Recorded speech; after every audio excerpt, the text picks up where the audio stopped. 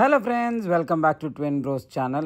இப்போ நான் திருச்சியில் சுற்றிட்டு இருக்கேன். ஆக்சுவலாக லாஸ்ட் 2-3 டைம்ஸ் நான் என்னோட அஃபிஷியல் ட்ரிப்காக திருச்சி வந்தப்போ இங்கே இருக்கிற ஸ்ரீரங்கம், சமயபுரம், திருவனைக்காவு இந்த கோவிலுக்கெலாம் போயிருந்தோம். ஆனால் முக்கியமான ஒரு கோவிலை வந்து மிஸ் பண்ணியிருந்தோம். ஏதோ ஒரு காரணத்துக்காக என்னால் லாஸ்ட் வந்த 2-3 டைம்ஸ் இந்த கோவிலுக்கு போக முடியாமல் இருந்தது. அப்போ நான் இந்த தடவை வந்த உடனே ஃபஸ்ட்டு அந்த கோயிலுக்கு தான் போகணும் அப்படிங்கிறத பிளான் பண்ணி தான் இன்றைக்கி நான் வெளியிறங்கியிருக்கேன். 7th செஞ்சுரியில் பல்லவாசால் கட்டப்பட்டது தான் இந்த கோவில். இந்த கோவில் பற்றின டீட்டெயில்ஸை தெரிஞ்சுக்க வீடியோவை ஸ்கிப் பண்ணாமல் பாருங்க.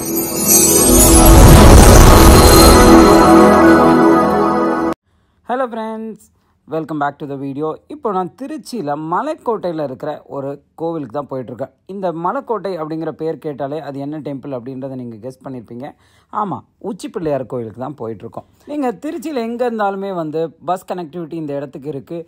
சத்திரம் பஸ் ஸ்டாண்ட் அப்படிங்கிறது இந்த கோவிலுக்கு பக்கத்தில் இருக்கிற பஸ் ஸ்டாண்ட். அங்கேருந்து கிட்டத்தட்ட ஒரு 1.2 கிலோமீட்டர்ஸில் இந்த கோவில் இருக்குது.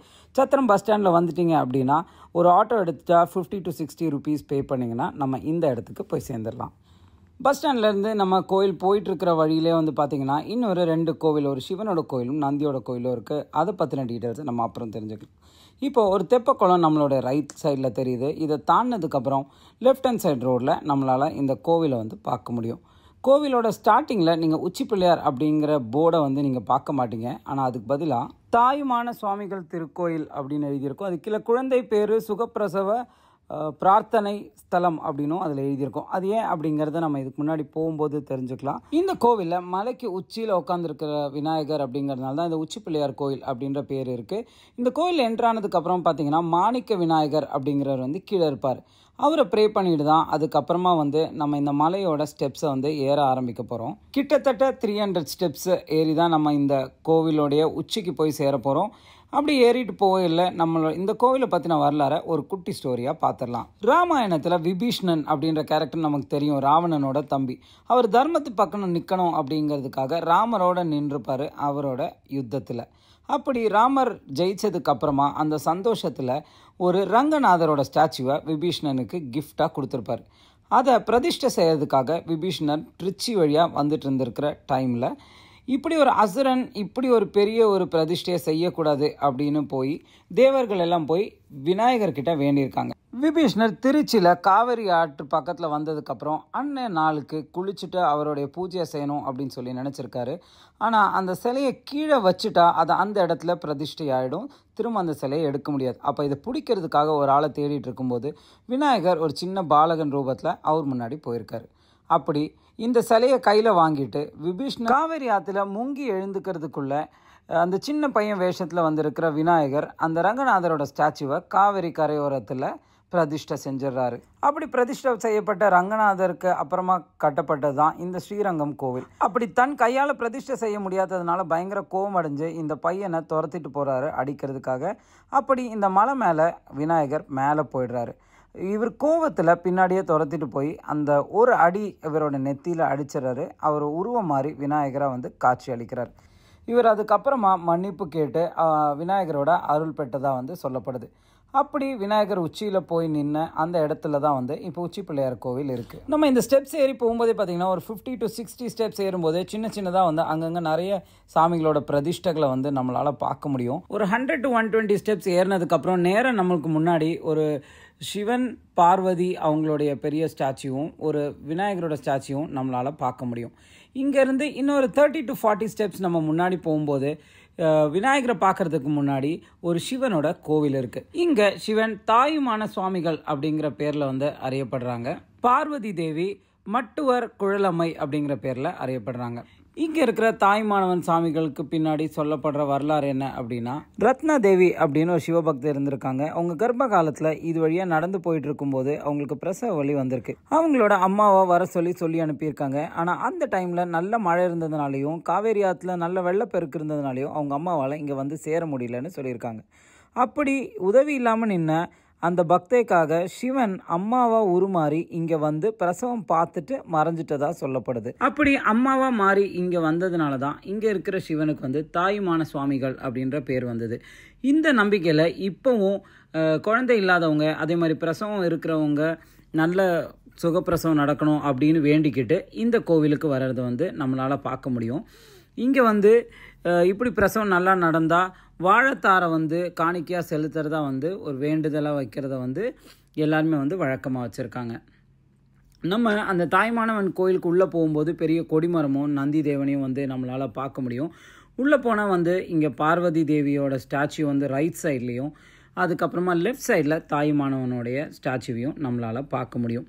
அந்த பிரதான பிரதிஷ்டைக்கு போக முன்னாடி லெஃப்ட் சைடில் விநாயகர் அப்புறம் முருகருடைய ஸ்டாச்சுஸை நம்மளால் பார்க்க முடியும். ப்ரே பண்ணிட்டு தான் நம்ம அந்த பிரதான பிரதிஷ்டை இருக்கிற இடத்துக்கு போவோம். இதுவுமே வந்து 7th செஞ்சுரியில் பல்லவர்களால் கட்டப்பட்டு அதுக்கப்புறமா வந்த ராஜாக்களால் பராமரிக்கப்பட்ட இடம்தான். ரொம்ப ஸ்பேஷியஸாக வந்து நிறைய தூண்களோடு கட்டியிருக்கிறத வந்து நம்மளால் இதை பார்க்க முடியும். பார்க்குறதுக்கே வந்து அந்த பழைய கால ஆர்கிடெக்சரே வந்து பயங்கர ஒரு அட்ராக்டிங் பாயிண்ட் அப்படின்னே சொல்லி இதை சொல்லணும். தாய்மானவன் சாமியை பார்த்துட்டு வெளியே வந்ததுக்கப்புறம் நம்மளால் 63 நாயன்மாரோடைய பிரதிஷ்டைகளையுமே வந்து இங்கே நம்மளால் பார்த்துட முடியும். இந்த கோவிலேருந்து நம்ம வெளியே வந்துட்டோம் அப்படின்னா அடுத்து அந்த ஒரு ஜங்ஷன் முன்னாடி ஒரு போர்டு போட்டிருந்தது இல்லையா, அந்த ஆப்போசிட் சைடில் போனால் நம்மளை உச்சி பிள்ளையார் கோயிலுக்கு போட முடியும். அங்கேருந்து ரொம்ப தூரம் இல்லை, ஒரு 60 to 75 ஸ்டெப்ஸ் தான் வந்து இருக்கும் நம்ம உச்சியை ரீச் பண்ணுறதுக்கு. அந்த லாஸ்ட் டிஸ்டிங்க்ட் ஆஃப் வாக்கிங் வந்து ரொம்ப அழகாக இருந்தது. அதாவது அந்த மலையை குடஞ்சி அந்த வழியை உண்டாக்குனது வந்து நம்மளால் அப்படியே பார்க்க முடியும். ஒரு சைடு வந்து நம்ம கொஞ்சம் ஹைட்டாக இருக்கிறவங்களா இருந்தால் மலை தட்டும், அந்த மாதிரி இருக்கும் பார்க்குறதுக்கு. இப்போ நீங்கள் அந்த இதுதான் வந்து வீடியோவில் பார்த்துட்டு இருக்கீங்க. அது வந்து ரொம்ப அற்புதமாக இருந்தது. நம்ம நிறைய பார்த்துருப்போம் இந்த மாதிரி மலையை வெட்டி, ஆனால் 2 சைடு ஷேட் அப்படி தான் வந்து நிறைய இருக்கும். ஆனால் இது வந்து அப்படியே மலை நம்மளோட ஒரு சைட்லேயே இருக்கும், நம்ம தலை தட்டுற மாதிரி இருக்கும். அது பார்க்குறதுக்கே வந்து பயங்கர இதாக இருந்தது. நம்ம மேலே ரீச் ஆகிட்டோம்னா இப்போ நம்ம இங்கே இருக்கிற பாயிண்ட் வந்து இன்னும் ஒரு 30 ஸ்டெப்ஸ் தான் இருக்குது. ஆனால் அதுக்கு முன்னாடி ஒரு சின்ன பிளைன் ஏரியா கொடுத்துருக்காங்க. சைடில் வந்து ஒரு ஷாப்லாம் வந்து வச்சுருந்தாங்க, வாட்டர் பாட்டில் அதெல்லாம் வாங்குறதுக்கான ஷாப் வந்து நம்மளால் பார்க்க முடிஞ்சது.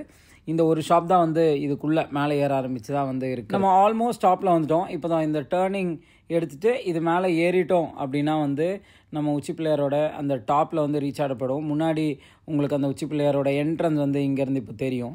நம்ம அந்த உச்சி பிள்ளையார் கோவிலோட என்ட்ரன்ஸ் வாசலில் வந்ததுக்கப்புறம் அப்படி திரும்பி பார்த்தீங்கன்னா ட்ரிச்சியோட ஒரு ஓவரால் வியூ தெரியும். அது வந்து ஒரு பயங்கரமான வியூ. என்னால் எவ்வளோ வந்து உங்களுக்கு இந்த கவரேஜில் காமிக்க முடியுது அப்படிங்கிறது எனக்கு தெரியல. ஆனால் இங்கே பார்க்கும்போது மொத்த ட்ரிச்சி, அதே மாதிரி காவேரி கொள்ளிடம் ஆறு வந்து நம்மளால் இங்கே பார்க்க முடியும். அதே மாதிரி ரங்கநாதர் டெம்பிளையும் வந்து நம்மளால் இங்கேருந்து பார்க்க முடியும். இங்கே சாமியை பார்த்துட்டு சாமியோட பேக் சைடில் இருந்தும் இதே மாதிரியான ஒரு வியூ இருக்கும், அதை நம்ம பார்க்கலாம். இங்கே நம்ம டெம்பிள்குள்ளே போயிட்டோம்னா விநாயகருடைய பிரதிஷ்டை மட்டும்தான் இருக்கும். வலம் வச்சுட்டு நம்ம வந்துடலாம். இதுதான் நான் அந்த சொன்ன வியூ. அவரை வலம் வச்சுட்டு பின்னாடி வந்துட்டோம் அப்படின்னா பயங்கர ஒரு சில் ப்ரீஸ் வந்து நம்மளால் வந்து ஃபீல் பண்ண முடியும். இந்த இடத்துல பயங்கர காற்று இருந்துச்சு. இந்த வியூவிலேருந்து நம்ம இப்போ கொஞ்ச நேரத்துக்கு முன்னாடி போன அந்த சிவன் டெம்பிளோட கோபுரம் வந்து நமக்கு நல்லா தெரியும். அதே மாதிரி நான் சொன்ன மாதிரி அப்படி முன்னாடி போயிட்டு அந்த ஜங்ஷன் அந்த கார்னரில் நின்று பார்த்தோன்னா ட்ரிச்சியோட கம்ப்ளீட் வியூ வந்து நமக்கு ரொம்ப கிளியராக தெரியும். நான் சொன்ன மாதிரி அந்த காவேரி ஆறு, அதே மாதிரி ரங்கநாதர் கோவிலோட அந்த கோபுரம், இது எல்லாமே வந்து ரொம்ப கிளியராக தெரியும். எனக்கு வந்து ரொம்ப சாட்டிஸ்ஃபேக்டரியாக இருந்த ஒரு டெம்பிள் விசிட் அப்படின்னே சொல்லி இது சொல்லணும். இறங்கும்போது வந்து பார்த்திங்கன்னா இந்த சைடில் வந்து ஸ்டெப்ஸ்லாம் வந்து கர்வாக இருக்கும். அப்போ குடஞ்சப்போ அப்படியே குடஞ்சது, அதுக்கப்புறமா எதுவும் கரெக்ட் பண்ணாமல் கர்வாக இருக்கும். அப்போ அந்த மாதிரி இருக்கிற டைமில் நீங்கள் கொஞ்சம் ஜாக்கிரதையாக தான் இறங்கணும், இல்லை ஸ்லிப் ஆகிறதுக்கு சான்சஸ். ஆக்சுவலி நாங்கள் வந்து மார்னிங் ஒரு 7-7:30 போல் வந்து இந்த கோயிலுக்கு வந்துட்டோம். அதனால் கூட்டம் வந்து கொஞ்சம் கம்மியாக இருந்தது. பட் நார்மலாக இது பயங்கர ரஷ்ஷாக இருக்கும் அப்படின்னு சொல்லி என்னோட இங்கேருந்து லோக்கலில் இருந்த ஃப்ரெண்ட்ஸ் சொல்லியிருந்தாங்க. அதே மாதிரி இந்த ரோடுமே வந்து ஒரு 8:30-9 o'clock மேலே ஒன் வேயாக இருக்கும் அப்படின்னு சொல்லி சொல்கிறாங்க. அப்படி இருந்தால் ஒரு 100 meters சுற்றி தான் வந்து இந்த கோவிலோட என்ட்ரன்ஸ்க்கு நம்ம வர மாதிரி இருக்கும். நீங்கள் ட்ரிச்சி வந்தீங்கன்னா மிஸ் பண்ணாமல் பார்க்க வேண்டிய ஒரு டெம்பிள் அப்படின்னு இதை சொல்லலாம். சரி, இதில் இன்னொரு விஷயம், நார்மலாக மலை ஏறும்போது கண்டினியூஸாக ஏறணும் அப்படிங்கிறதால இன் பிட்வீனில் இங்கே அந்த பிளெயின் அந்த சிவனுடைய கோவில் அப்படின்னு இருக்கிறதுனால நம்மளுக்கு அந்த டயர்ட்னஸ்மே வந்து தெரியாது. இந்த வீடியோ இன்ட்ரெஸ்டிங்காகவும் இன்ஃபர்மேட்டிவாகவும் இருந்திருக்கும் அப்படின்னு சொல்லி நம்புகிறேன். தேங்க்யூ ஃபார் வாட்சிங் the video friends. See you all in the next video.